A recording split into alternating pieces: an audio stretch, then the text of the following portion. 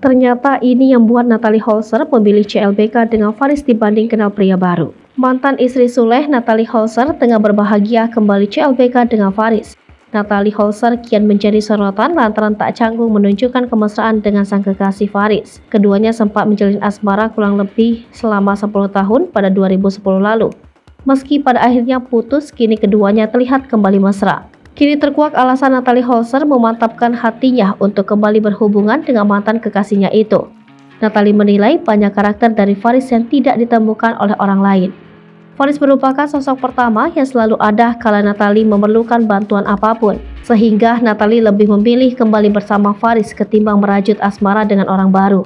Kendati telah 10 tahun berpisah, Faris mengaku masih menyimpan segala kenangan tentang Natalie, meskipun ia move on.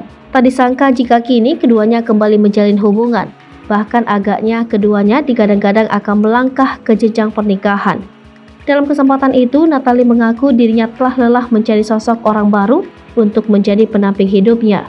Pasalnya sosok Faris sangat mengenalnya dari lama, sehingga mantan istri Sule tak perlu membuka lembaran baru dengan pria lain.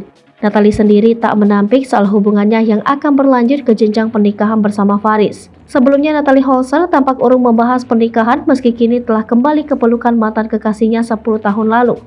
Alih-alih buru-buru melepas status janda, Natalie Holzer memilih untuk fokus bekerja demi putranya Azam Adriansyah Sutisna.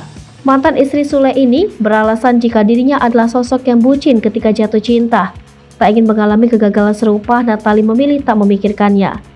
Namun melalui video terbaru di YouTube-nya, Natalie Holzer salut pada usaha yang dilakukan mantan kekasihnya untuk merawat Azam, putranya dengan Sule.